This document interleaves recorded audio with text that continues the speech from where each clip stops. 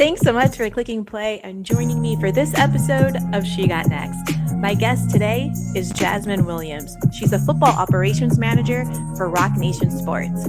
The daughter of NFL royalty and a marketing maven, excellence is in her blood. Let's jump into it. So I'm grateful for this conversation and specifically the timing because you're in New York, yeah? No, I'm actually still in Dallas. So I work from home in Dallas. And then we have an office here. There's about 4 employees here in Dallas. So we'll work from that office pretty often. But our headquarters are in New York. Yeah. Oh, man. Well, I was going to ask you about what the vibe is like in New York because, obviously the past 2 weeks it's been insane. But you have coworkers that are there. Are they even showing up to work? Are they still hanging out buses? Well, so we have a ton of sports, including basketball. But for football, it kind of slows down in the summer. And so I'll go there next month. I normally go once a quarter. And so I'll go there next month. And hopefully the buzz is still happening. I'm hoping so. And so that I can experience it. But I've been so jealous of my coworkers that have gotten the chance to be there. It looks so cool. And I'm so freaking happy for New York. I have no affiliation other than like our headquarters being there. But it's just so cool to see that they, finally get to enjoy this moment. So I'm happy about it. I'm all the way out in the Bay Area. So I'm nowhere near. I've never lived in New York. I've been a ton of times. But I am a fan of teams and fans of teams that have just been through it and they're excited. And I feel like the whole country is like, New York is an iconic town. You've got a lot of great things, but this particular win feels like we're all like loving it. And literally my favorite part is Spike Lee. Like that is my absolute, I'm like the happiest for him. I'm like, love it for Mike Brown, for Jalen Brunson, like all these guys, but Spike Lee is who I really care about. And to see him like so happy and excited and just getting all these like deals and on TV and just, it's been so cool to see. So I think, the whole country is like super excited for them. We needed something to be excited about. And sports does that for many of us. I have to say, like, my parents were born and raised in the segregated South. Like I said, I'm out in the Bay Area. They were hippies. That's how they got to California. I love that. Back in the day. So I'm a California girl, but I was raised with the same values they were raised with and they were taught. Like we were taught, a lot of my fandom is connected to athletes and teams where they broke barriers. Because back in the day, they said, African Americans are, we lack leadership qualities. We don't have the intellectual capacities. There are certain roles that we could play. And I mentioned to you, I'm a bit older than you are. I was 10 years old in 1988. Oh my God. When your dad won the Super Bowl MVP, I was not raised a Commanders fan, but we were jumping up and down in my house. For the barriers that he broke down. Now, of course, as a fan, it's different. You are his daughter. But as I said, I was raised with the values that my family, my parents instilled in me. And I imagine the breaking the barriers or doing things that are unexpected of you. Don't let people tell you what you're capable of. I imagine you were raised in that way. And I'm putting words in your mouth right now, Jasmine, but I'm guessing. Tell me a little bit about like knowing obviously the history, being told what happened at that time. Right. Exactly. And being raised with that kind of that mentality. No, it's honestly surreal. I mean, I think everybody who's kind of the daughter of, or, child of someone that is well known, they always say the same thing of like, when we were young, we had no idea, like I didn't know who he was. I thought it was normal that everybody stopped him everywhere we went. Like, I just didn't know that this was like a crazy thing. And obviously when I get older, I'm like, oh my gosh. And I can then play back all the, different lessons of like you just said, like, don't let anybody tell you what you can do or what, your ceiling is. Like you, and then just even going back, because obviously I wasn't born at the time, but going back and like seeing everything and hearing all the stories, it's like, I have no choice but to be extremely inspired. And, obviously I have to give a shout out to all of my siblings. Like they are so like, the things that my siblings have done, it's almost like it's like in our blood. Like we just have no choice but to be great and just continue to strive and go against the grain and do everything that maybe people thought we couldn't do. And so it's just been a beautiful kind of story for us as a family, just to be able to have that example and hear all the stories and obviously how he impacted so many other people, and knowing that like, oh, we got this like firsthand. So it's just such a blessing to be able to obviously see him get his flowers and see how people appreciate and love on him, but just really grateful that I was able to kind of see it firsthand and get those firsthand lessons and examples and stories as well. Well, I'll admit to you that when I reached out to you on LinkedIn, I didn't know the connection. I just thought, wow, she's got an incredible job at Rock Nation Sports, and we'll get into the details of that. Yep. And then when I went on Instagram, it didn't click. I was like, that's who Jasmine Williams is. Yeah. And I imagine, again, like coming from that legacy, like you said, people were high-fiving your dad. You're like, I thought that was normal. Yep. But at some point you get older and you're told the stories. Like you said, you understand the history. People are still high-fiving your dad, but as you get older, now they're looking at you going, well, what are you going to do? What's the next stage in your life? And I wonder for you, like, when did it become clear that you wanted to have a job, a profession in sports? And then what it meant for you to kind of carve out your own legacy. So let's start with that first part. Like, when did that become a reality for you, and why? Maybe. Yeah. So I tell everybody, I'm like, really my love for football started when my dad was coaching at Grambling.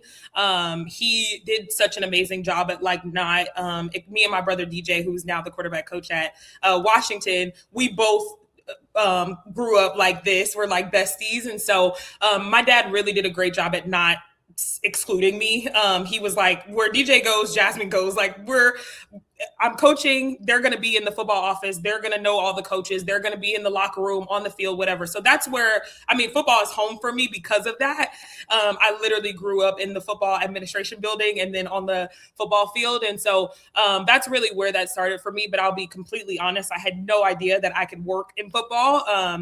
I think you saw, especially back, this was the late 90s, early 2000s. And so I saw a lot of, obviously, women reporters, and then women that were kind of office coordinators or, assistants or whatever.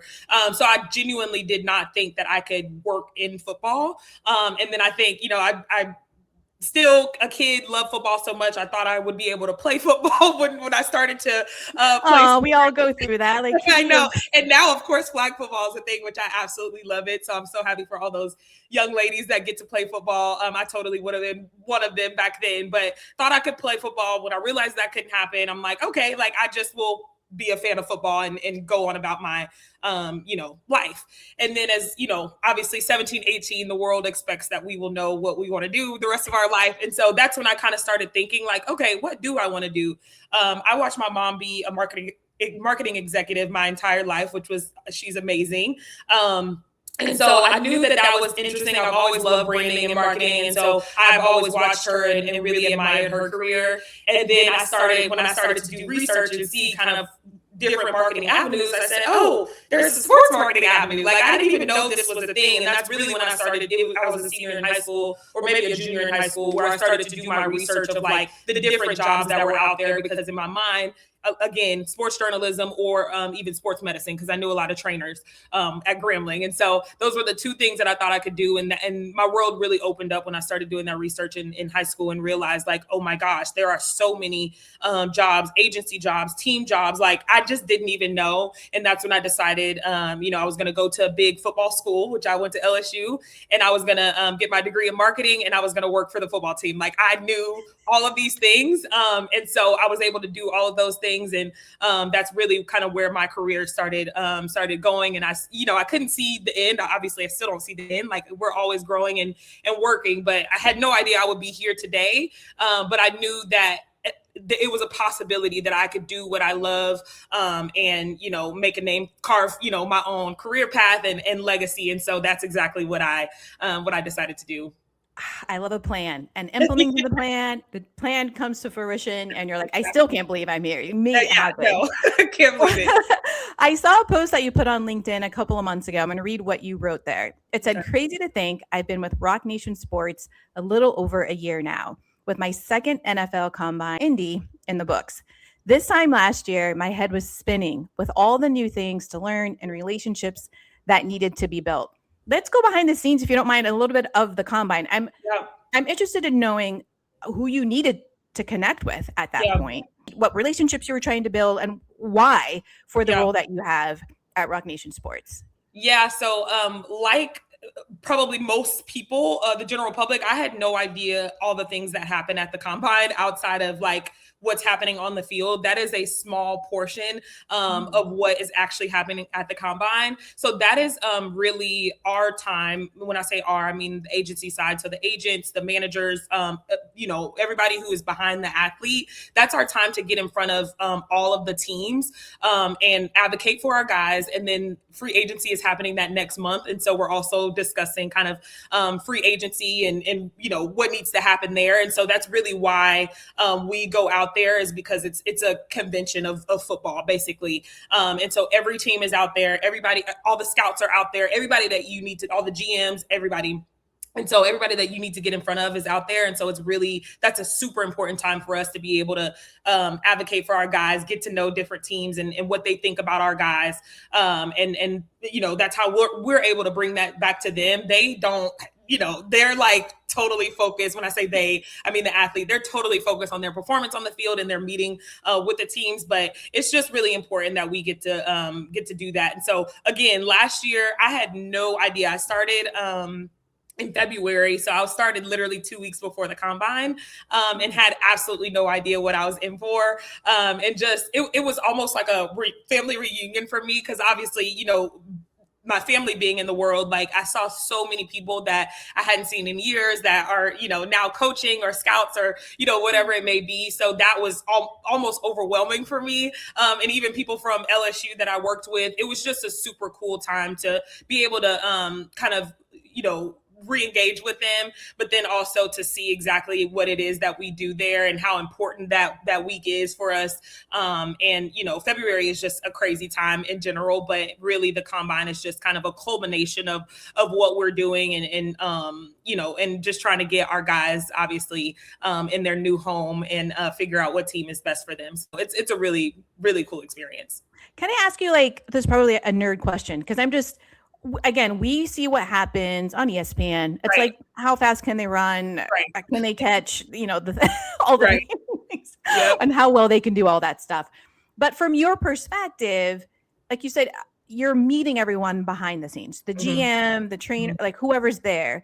I wonder, like, what kind of report are you providing the athletes? Once you've gathered all this information, how is it presented to these athletes? Like, this is what we think is the best move. This is our top priority, and go home and sleep on it. Like, what's that reality really, like? Yeah, really, it's figuring out if the team, to put it plainly, figuring out which teams are like really like you. And so obviously there's 32 teams. And so if you go in it thinking like every 32 team is really high on you, that's a naive approach. And so, our whole goal is to manage expectations. And so we want to know which 5 teams really, really like you. Okay, these are the teams that are probably most likely to draft you. And obviously there's some times where like those 5 teams, they say they're really high on you, and then it's this random team that ends up drafting them. You can't obviously predict what's going to happen, but it's really important for us to be able to manage our clients' expectations of where, they should be focused more on, or where they maybe should study plays and,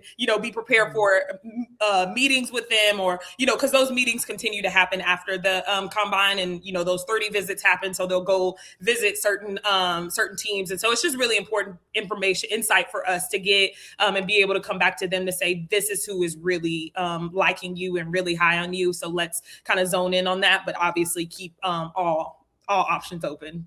I appreciate that. Yeah, like managing their expectations, that's got to be huge, because especially if you're coming out of college and you're the man, like you've just when you went to high school, you were the man. So like you're celebrated everywhere, but you have to fit into a scheme. You have to fit into a long time kind of plan a lot of these teams may have. And it's not really about necessarily you just being the best, but the best fit. So managing expectations, I think makes sense to me. Yeah, we always say like that is the name of the game for us as it comes to clients, like manage expectations. Like we repeat that to ourselves, because, that's how people can get fired, because you don't manage that expectation. And then the client is upset because they had no idea, it can get crazy. So it's just really important for us. If you truly care about the client, you should put their expectation at the top of your priority list and make sure you're giving them as much information as possible. Because that's why they hired you at the end of the day.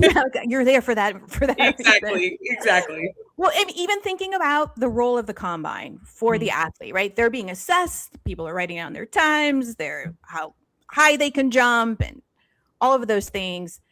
It's investing in what they've already done, their experience, what they've already achieved, and kind of thinking through what they're capable of, how they fit with the team. And in thinking about this particular role that you have, Jasmine, I'm wondering, your combine for Rock Nation, what were they saying to you? Like, we've seen what you've done. You've got a number of roles in the industry, but we also think you're capable of doing these other things. What kind of feedback did you get from them as you were going through that process for this position? Yeah, I mean, it honestly was exactly that. And I knew that I was going to end up working on the agency side. That was always at the back of my mind. And once I went and got my MBA, I focused on strategy and entrepreneurship. And so I knew I was going to go the agency route. I didn't know if I wanted to particularly be an agent or if I just kind of wanted to be on the operations side or the marketing side or whatever. But I knew I needed to get my foot in the door and explore that. And so when that call came, I was like, this is exactly what I envisioned myself doing. And I think a lot of the roles are on, if you're not an actual agent, you're either a marketing agent or a client manager.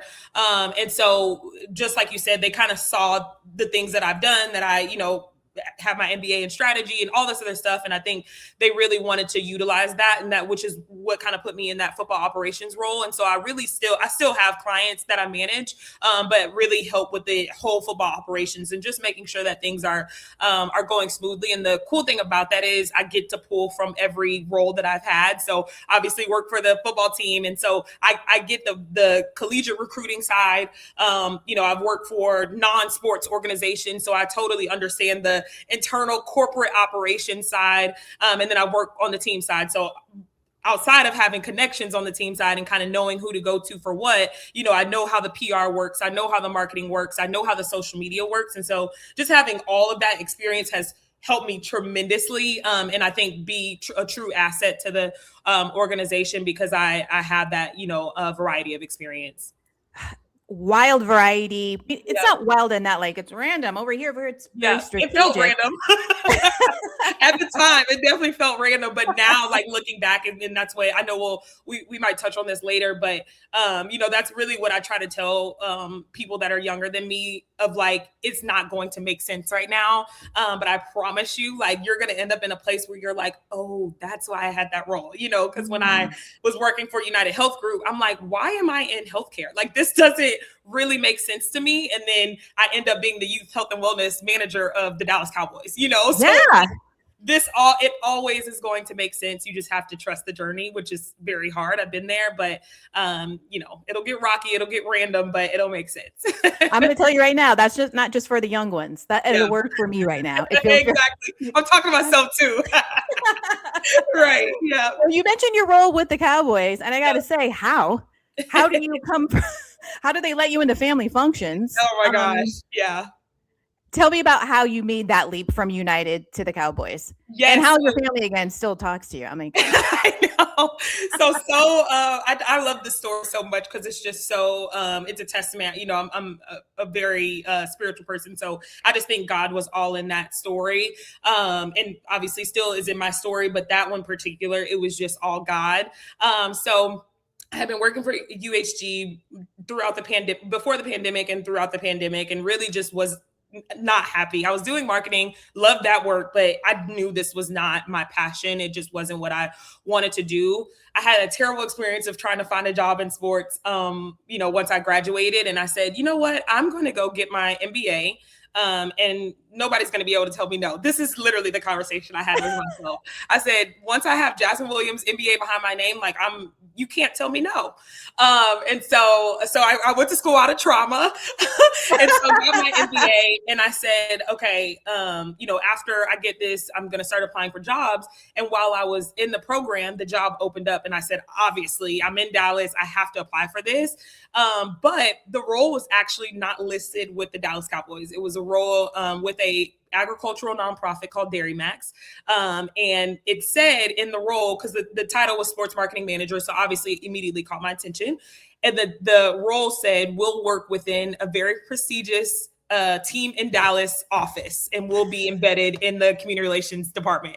And so obviously I immediately knew exactly who this was. And I'm like, this is the coolest thing. It was the most unique role I had ever seen in my life. And I said, I have to apply for this. Like, this is a once in a lifetime opportunity. And like you said, the Cowboys are a family. It's very hard to get in there. And so I knew this was a side door to get into this organization. And I was like, I'm taking it, I'm applying.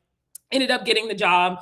And obviously the role that I was in helped me get that job because they saw the health background and also had internships, with the Commanders and then the Buccaneers. And so I think they saw that NFL experience, they saw the health experience, and they, it just made sense. So I literally worked in the community relations department of the Dallas Cowboys for 4 years. It was a dream job. I had always said I wanted to do community relations in the NFL. So really it could not have been a more perfect role for me. Eventually it just like you grow out of everything. And so got to the point where I was like, okay, I got this role down pat. Like, I think it's time that I let somebody else experience this opportunity. But that's kind of how I got in there. And I knew that eventually I wanted to like stay with football. Love Dairy Max. They were one of the best organizations I've ever worked for. But I knew eventually I wanted to go full sports, whether it was team or agency. And so I kept that in the back of my mind. I made all the connections you could possibly make because you have this rare opportunity to be at the Star 5 days a week. Like, I knew the coaches, I knew the front office, I knew, everybody in social media, everybody in PR, everybody, that was my mission because I knew what my next step was going to be. And so that's really how it happened. I made, great connections with, like I said, people in PR. One of them became a really good friend. We literally ended up going to the Drake concert together. He invited somebody from Rock Nation, and that's how everything kind of started. So it's a crazy story, but it's just, I tell everybody, like, be where your feet are, take advantage of the opportunity. It might not be, I knew I didn't want to work for an agricultural nonprofit my entire career, but I knew that I was also in the building at the Star and I was going to take full advantage of that. So that experience was just amazing. I still have great relationships with them, talk to them all the time. We follow each other on Instagram, see everything. And so they're just an awesome organization and really taught me how to work with excellence in everything that I do, because that is their expectation. I tell everybody that I can, I know the perception of the Cowboys on the outside is like this premier,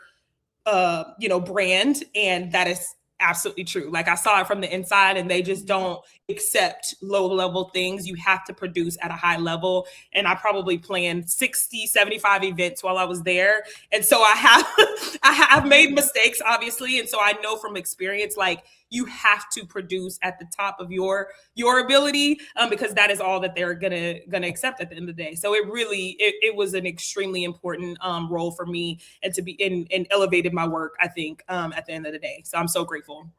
That's incredible. I really love that you said, like, be focused where your feet are. That is a lesson that I hear, or a phrase that I hear a lot in football. I interviewed someone who is a scout for the Chicago Bears last year. Nice. And she has a mama mentality, but she's like, it's also just about being focused where your feet are and doing the best that you can, building relationships where you are, because you never know when they can come back and help you to go to the Drake concert. You know? You might love Drake, but you might get something really cool out of it. Pick it up and go to the concert. You never know. You did mention the excellence is a way of life. I saw you post that as well as a lesson that you walked away from the Cowboys organization with. For sure. Again, excellence is a way of life. How is that showing up for you in your day-to-day now with the folks that you're working with? Yeah, I mean, it truly is like ingrained in me now. I don't even think twice about it. And honestly, I probably annoy the people around me because I'm like now type A when it comes to work, because I'm just like everything. If excellence is possible, I think we should strive to achieve that. And that it's literally just how I think about work, because I know that I've seen it done, and I know that it's possible. And I know that, when great minds come together, great work happens. And so that's really just the mindset that I take into every day. I think it's super important too, now that I'm, I'm a satellite employee. And so I'm not at the office every day. And I think it's very difficult. Like, there's a lot of challenges to being away from the majority of the group. But I think that's why why that mindset is so important, because that's what I wake up thinking about every day. It could be easy for me to kind of slack off because I'm not in the I'm not in the New York office. And so, the top guys aren't necessarily watching me with their two eyes, but I know that I have pride in my work and what I do. And so that's what motivates me every day, is to make sure I'm delivering excellence, no matter whether I'm in, Spain or in New York or in Dallas. You don't have to worry about me. And that's the kind of the mindset that I have. I love it. You don't have to worry about me. I'm on it. I'm doing the work. You do not have to worry about me. Well, and thinking about the work that you have to do, I've been doing this more recently with guests that have come on. In my other life as a brand strategy consultant, I always encourage clients to have their own personal, quote unquote, executive board, people that they can go to for different reasons, not the one person that does everything for you, although sometimes it could be that way. But I always encourage them to have at least 4 board seats of different people.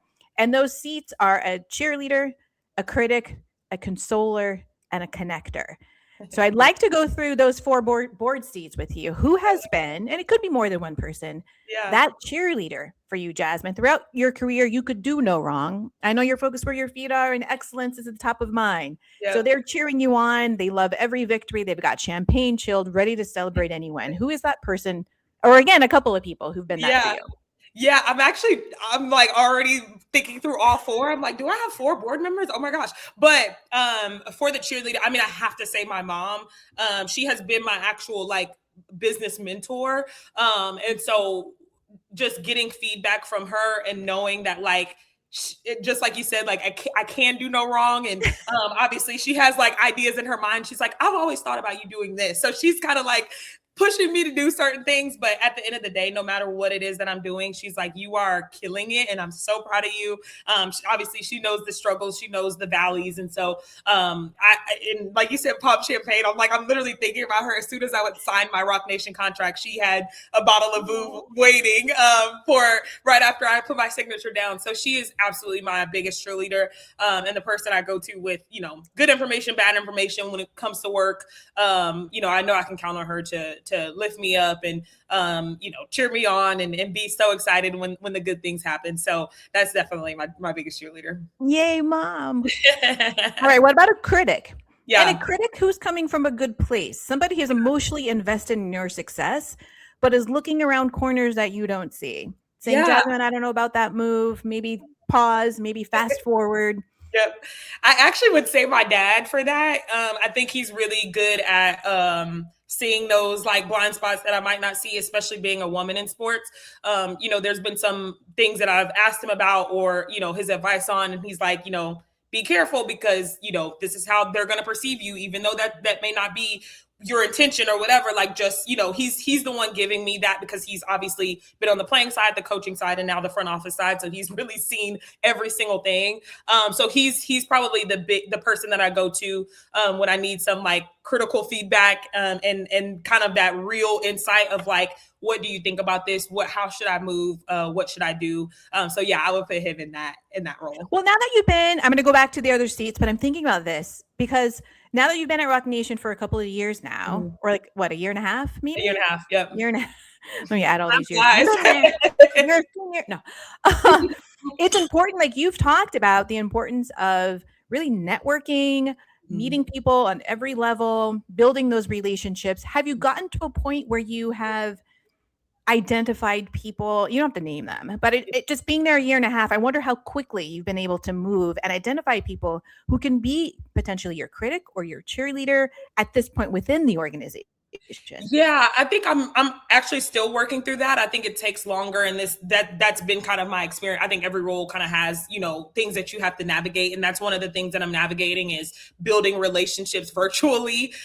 Super, super hard. It's going to take longer. And I'm a people person. I love being in front of people, laughing, just building those relationships and connecting that way. And so it has been a little more difficult to build those authentic relationships when you aren't face to face with people.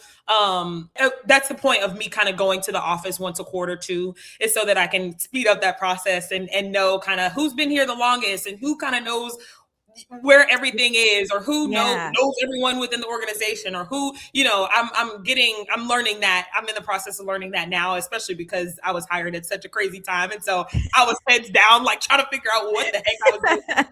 So now that I kind of got that under my belt and I know exactly, what it is that I'm doing, I can focus more on building relationships and connecting with people. And so that's really what I've challenged myself with now, is making sure that I kind of know the organization in and out, and can build those relationships with individual people, and kind of know the role that they serve within the organization. Well, I asked that because, again, like, I know that you're remote, and that's a challenge. I've never had a job like you. I've been working for myself for 21 years. So my board seats have been kind of set for a while. Like some folks who step up and fall back a little bit during different seasons of our lives and our careers. Yeah. But when you're building up your resume and you're starting at a new organization, I was just kind of curious as to how that has worked for you, because you've done it so well at other organizations. So I understand you're on the hunt, but you're remote, so it's in process.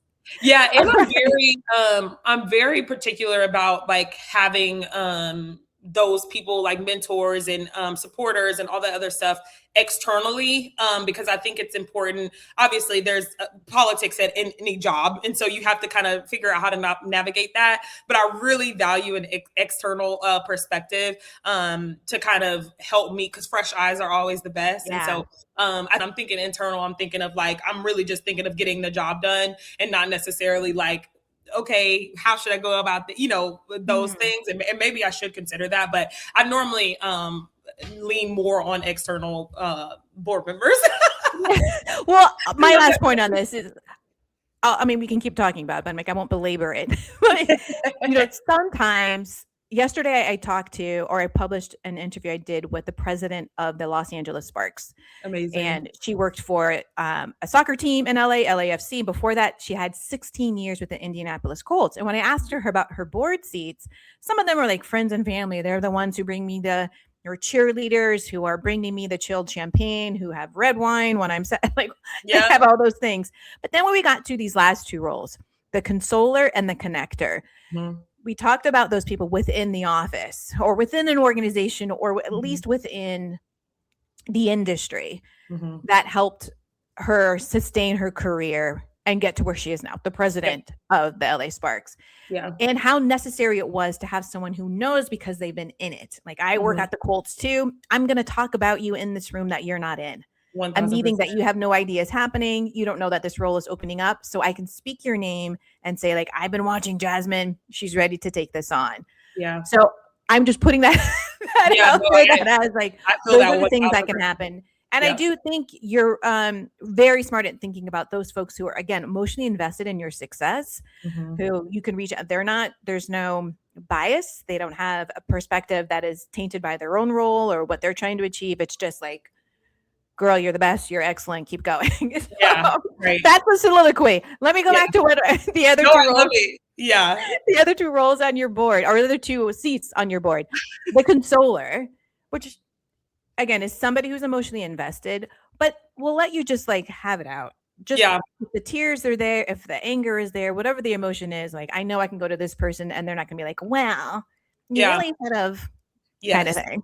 Yeah, I would say that's my group of best friends from college. We're all like super ambitious, achieving women. And so, and I'll add Black women. And so there's obviously a unique experience there, especially when you're working in corporate America. We have 2 lawyers, and then one has worked in HR for a very long time. And so we have very unique experiences that we all can understand. And so I really lean on them whenever I need consoling or just lifting up. I think they do a great job at supporting each other, all of us.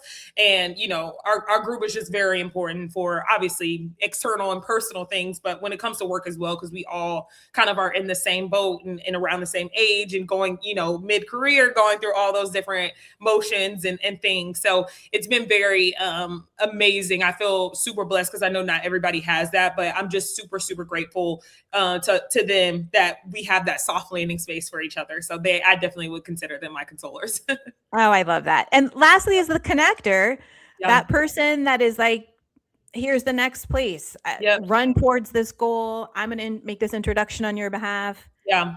Yeah, I would actually say that's my former boss at Dairy Max. As soon as I met her, I knew she was a director at the time. She's now a VP, and I knew that I loved her journey. I loved her story. I loved her career path. And after our interview, we had met, I think maybe 2 or 3 times at that point, and I literally asked her. I said, "Hey, whether I get this job or not, I would love for you to be my mentor." And she was just taken back, but she has been like the most incredible mentor. She's given me so many books. She's given me, kind of pointed me in the right direction when I'm, encountering certain things. And like you said, like, you should reach out to this person, or maybe connect with this person, or think about talking to this person, have this conversation first. She's really been that for me. Her name is Essence. Love her.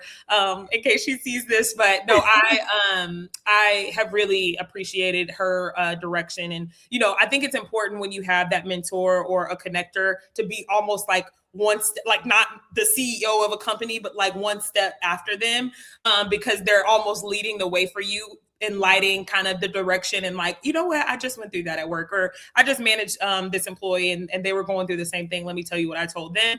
That has been super helpful for me, for sure. Oh, I love that. Yeah, I think that's really important. They're not so high up that whatever advice they give you, you can't apply. You're like, I'll get there in 10 years. Right. Look where my feet are. How do I get to the next? Exactly. I love that. Yeah. Well, and thinking about all of those people who've helped support you and are continuing to support you on your journey, the last question I have for you are the ways in which you are supporting women who are coming up behind you, the kind of impact that you want to make on them so they know that they have a place in the industry. Are there things that you're doing, volunteering, taking emails and LinkedIn DMs from people like me to say, yes, I will talk to you? Yes, yeah, for sure. I make it a point to it's obviously hard to check my LinkedIn every day, but I do make it a point to check it at least like once a week or bi-weekly, to catch up to those DMs, because I have gotten, like, I can't even say the number. I have no idea amount of messages from young women that are like, hey, I'm trying to go down this path. I love your journey. Can we please have a conversation? And it makes you just feel so good, because it's like, oh my gosh, like, when you're in it, you don't realize like who you're inspiring and who's watching and who even pays attention, because you're like heads down. And so to see that has been extremely rewarding, because I remember being them and trying to figure out who the heck can I talk to. And, so I first applaud them for even reaching out, but I always try to take a conversation at least like once or twice a month with someone, whether it's a phone call, a video call, whatever. And I'm like, I don't care how long it is. Like, it could be an hour long, but whatever questions you have, like, I'm so happy to answer those and give, my own advice from my own experience, and tell them what, especially because of my non-conventional journey. I'm happy to explain to them that, like, there is no straight route. There is, you're gonna have, like I said earlier, be a little confused as to why this is happening or why you're somewhere. It may feel random, but it's been really rewarding to have those calls. There's been a couple girls where, like, we still check in, like, they will follow back up with me and say, hey, Jazz, like, thank you for the advice earlier. This is what I'm dealing with now, or this is the team that I've just got hired by. What do you think about this? So I've been so blessed in that way to be able to give back. And then I also try to go to as many like networking events as I can. So I'm involved with Black Sports Professionals of North Texas. And it's been a really great group of, like, I think it's honestly mostly younger professionals that are like looking for kind of where they should go. And so it's really cool to get involved with them and just talk to people and give them, genuine and like authentic advice in person. That's been very important to me too, because I just love, connecting in person and being able to feel people's energy and like, oh, I think you'd be great here, or, whatever that is. So those are the couple ways that I really enjoy reaching back and kind of making sure I'm helping in the way that, I maybe wish that I had, or conversations that I wish that I was able to have. I try to give that back, because I know how difficult it is. And I, lastly want to say, I think it's also been super, super cool that it hasn't just been young ladies. Like, young men will also reach out to me. And I just, like, when that happens, I'm like, this is so cool, because when I first started, when I was, 17, I thought that, like, women couldn't do what I'm doing right now. And so the fact that a man is asking me, like, how did you get to your role? I'm like, okay, I'm doing it. Maybe this is really cool. I love that for you. I love that for you. Yeah. I'm super grateful for what you've shared. And I appreciate you saying that sometimes you're not thinking about who's watching you and who you could be inspiring, but you make the time to have those conversations. Again, I'm grateful that you made the time today. Of course. No, I appreciate you for reaching out. I think it's always exciting when, just to be that people notice your journey and the work that you're putting in. So I really appreciate it. I was super excited to talk to you today. I knew it was going to be a great conversation. So I really appreciate you for pouring into, others. And thank you again for watching this on YouTube, listening on Spotify, following along on Instagram and Blue Sky. Until next time.